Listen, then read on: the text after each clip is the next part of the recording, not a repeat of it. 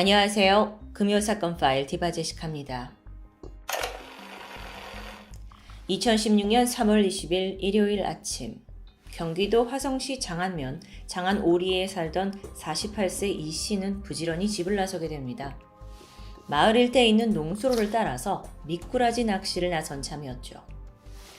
그날 오전 11시 30분까지 이 씨는 장안오리에서 출발해 어느덧 장안팔리까지 농수로를 따라 걸으면서 미꾸라지를 찾기 위해 물 쪽을 유심히 바라보고 있었습니다.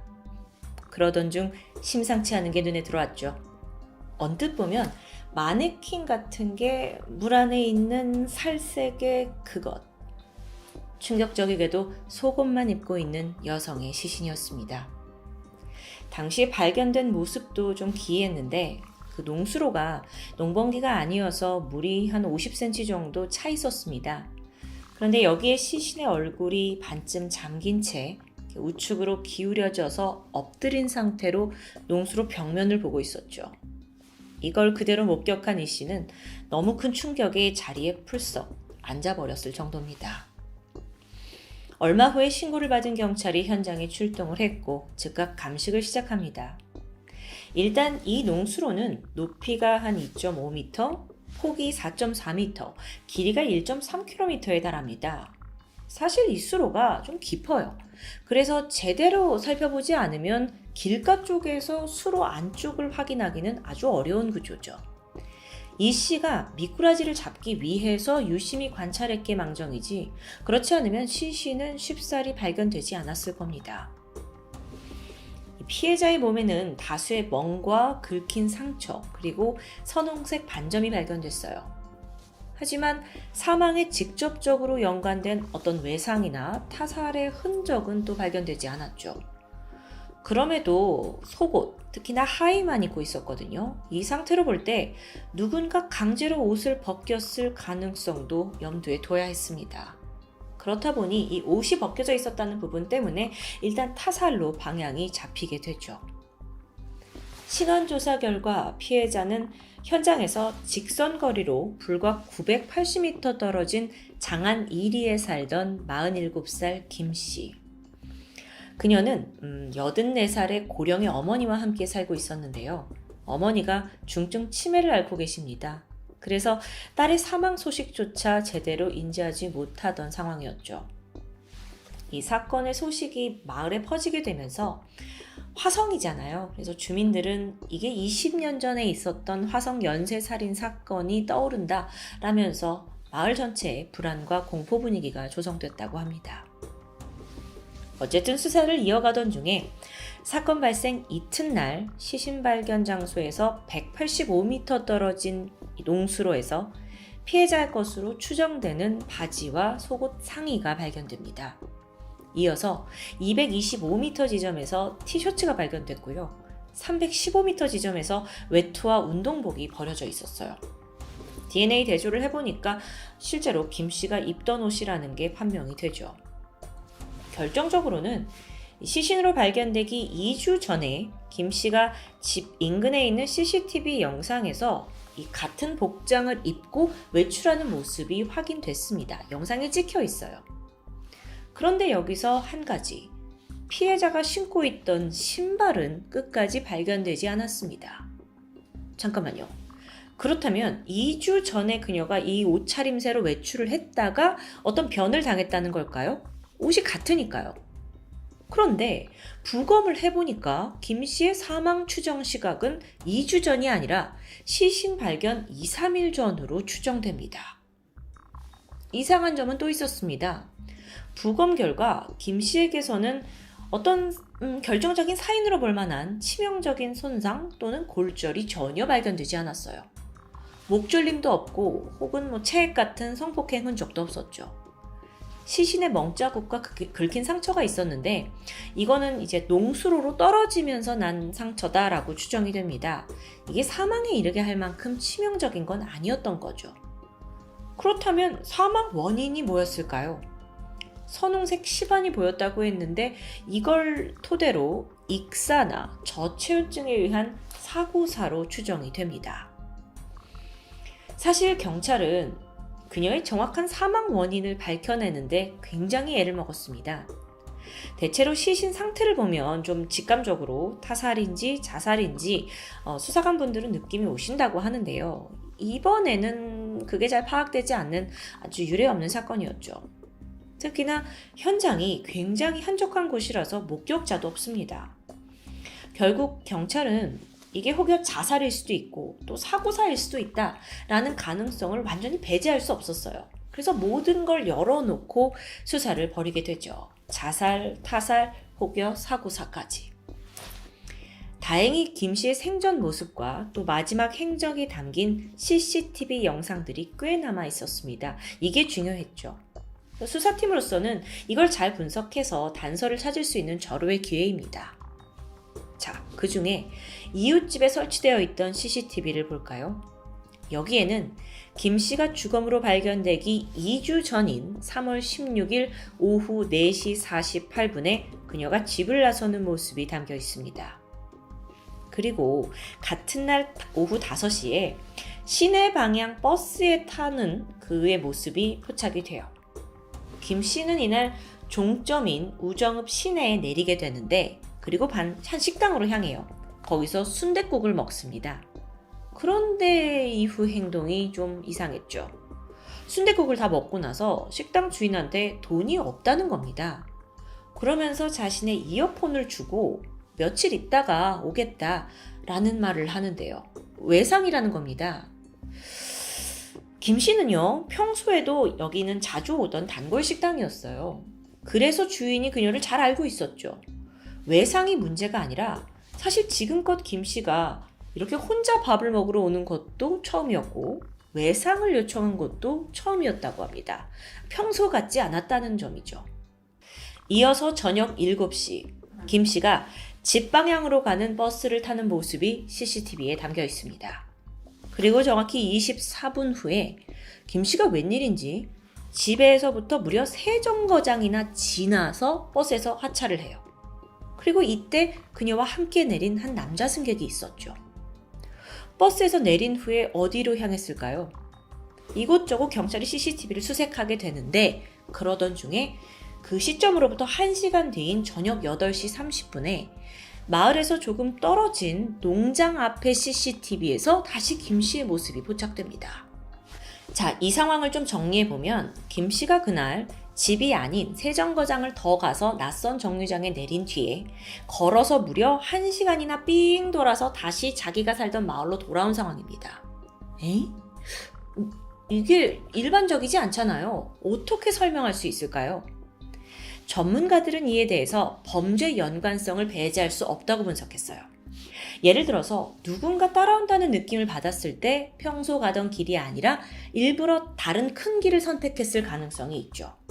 또는 누군가를 따돌리기 위해서 어딘가에 숨어 있었을 확률도 있습니다. 어쨌든 이건 어떤 위협을 받았다는 건데요. 그래서 경찰이 이때 김 씨와 함께 내린 그 남자 승객을 주목했습니다. 하지만 CCTV 분석 결과 그 남자는 버스에서 내린 후에 저쪽에 있는 공장 쪽으로 들어가는 게 확인이 되었고요. 결국 아무런 연관이 없다는 게 밝혀지죠. 그 남자는 아닙니다. 저녁 8시 반, 그녀의 집 근처에 있는 농장에서 혼자 있는 모습이 포착된 게 김 씨의 마지막 모습입니다. 이후 그 어디에서도 그녀의 모습을 찾을 수 없었고 그리고 나서 주검으로 발견된 그 농수로까지는 CCTV가 없기 때문에 행방이 묘연해요.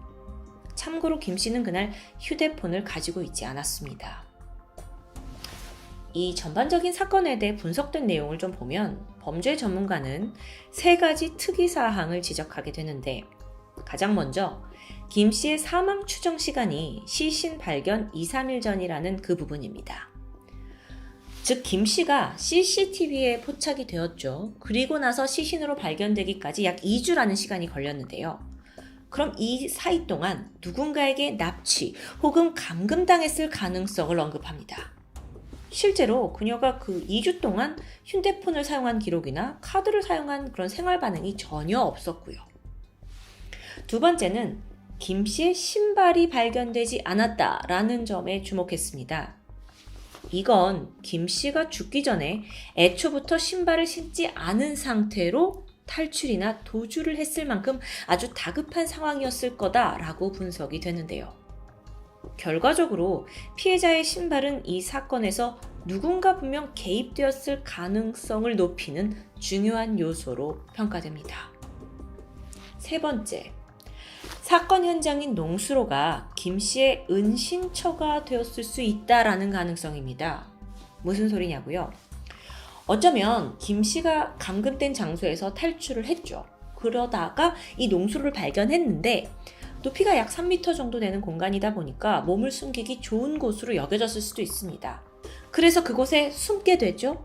하지만 범인이 뒤따라오는 겁니다. 그리고 주변을 계속 돌아다녀요. 그러니까 김 씨가 쉽사리 밖으로 빠져나올 수 없는 상황이 된 건 아니었을까요?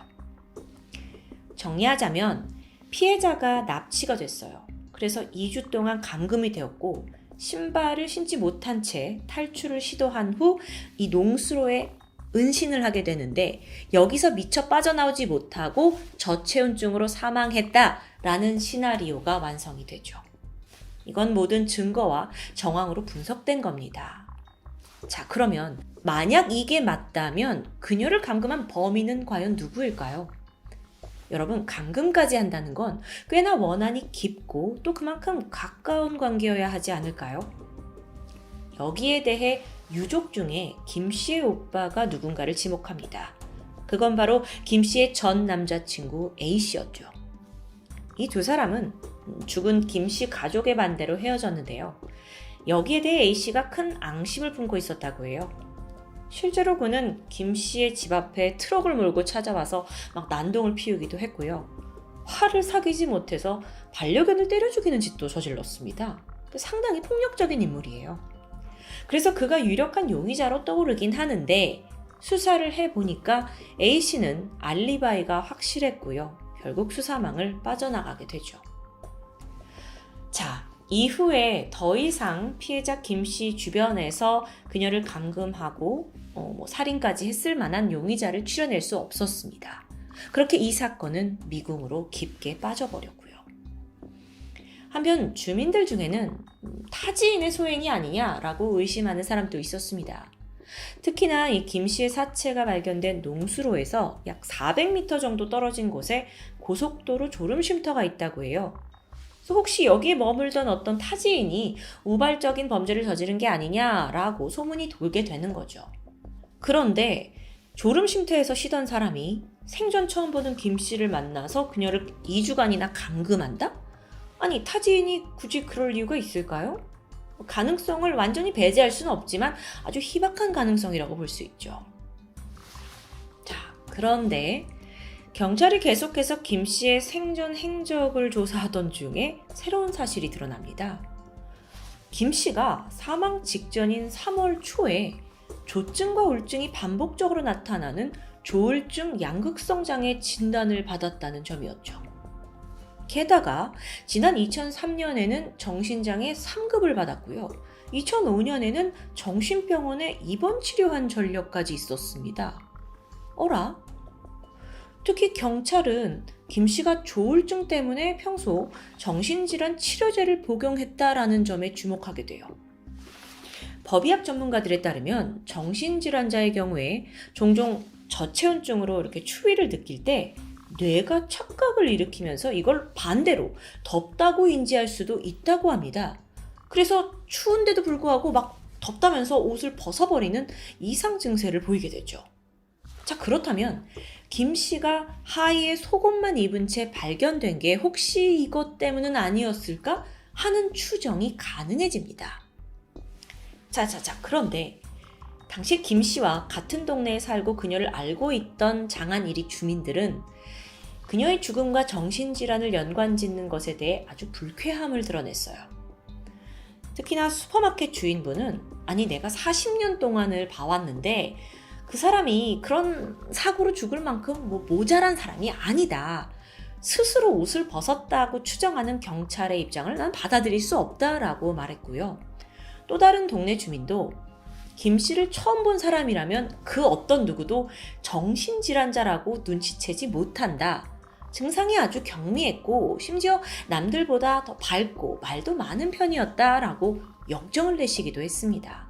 그러니까 주민들이 알던 그녀는 결코 심각한 정신질환 환자가 아니었던 거죠. 그런데 또 반면에 정신과 전문의는 김 씨가 오랫동안 알아왔던 정신질환을 완전히 배제할 수는 분명 없다고 소견을 내놓게 되는데요. 자, 김 씨는 실종 당일에 평소답지 않은 이상 행동을 보였습니다. 혼자 식당에 갔고 외상을 요청했고 이어폰을 주면서 그것도 해달라고 했고 또 평소 내리지 않았던 정류장에서 내렸고요. 이 모든 걸 봤을 때 그녀가 심리적으로 좀 상당한 압박 상태에 있었던 게 아닌가라고 주장이 돼요. 그런 상황에서 김 씨가 피해망상에 휩싸여서 뭔가에 나는 쫓기고 있다 생각을 하고 몸을 숨기려고 수로에 갔다가 사고를 당했을 가능성이 있지 않냐라고 설명했죠. 자, 이 모든 게 그러니까 정신질환에 의한 착각에서 나온 거라는 건데 정말 그렇게 단순한 사고였을까요? 그렇게 단정짓기엔 미심쩍은 부분이 많죠. 특히나 2주 동안 그 수로에 있었다는 건데 그게 설명이 좀 안 되는 것 같은데요. 부검 결과를 다시 보니까 김 씨 위장 속에서는 검은 쌀, 김치, 풋고추, 고춧가루가 나왔습니다. 이건 2주 전에 이제 김 씨가 마지막으로 그 시내 식당에서 먹었던 순댓국과는 내용물이 달라요. 즉 실종이 된 그 2주간 어디에서 이걸 먹었다는 거죠. 이 음식물들을요. 누가 어디에서 이 음식물들을 그녀에게 준 걸까요? 여러분, 결국 이 사건은 그 실종된 2주간 어떤 일이 있었는지를 해결하는 게 가장 핵심으로 보입니다. 그리고 그녀를 누가 데리고 있었는지 찾아내는 게 시급하죠. 하지만 정말 안타까운 건 현재 이 사건이 사고사로 종결됐다는 점입니다. 경찰은 타살 혐의점이 없어 보인다라는 이유로 김 씨가 단순 저체온증으로 사망한 것으로 내사를 종결했습니다. 물론 그 결론이 맞을 수도 있죠. 하지만 누군가의 갑작스러운 죽음에 있어서 조금의 의혹도 없어야 하지 않을까요? 유족과 또 생전 김 씨를 잘 알았던 지역 주민들은 경찰의 이런 결론에 좀 아쉬움을 보이고 있습니다. 여러분, 이 사건은 화성 지역과 농수로 그리고 여성 변사 사건이라는 점에서 화성 연쇄 살인 사건과 연관성이 의심되기도 했습니다. 하지만 2019년에 당시에 복역 중이던 이춘재가 결국 진범인 게 밝혀지면서 동일범의 소행은 아니라고 드러났죠. 하지만 누군가의 모방 범죄일 가능성을 완전히 배제할 수는 없을 텐데요. 정말 이 사건 수많은 의문점을 남기고 있습니다. 과연 사건의 진실은 무엇일까요? 이미 종결된 이상 과연 이 사건의 진실이 밝혀질 수 있긴 할까요? 금요사건 파일 디바제시카였습니다.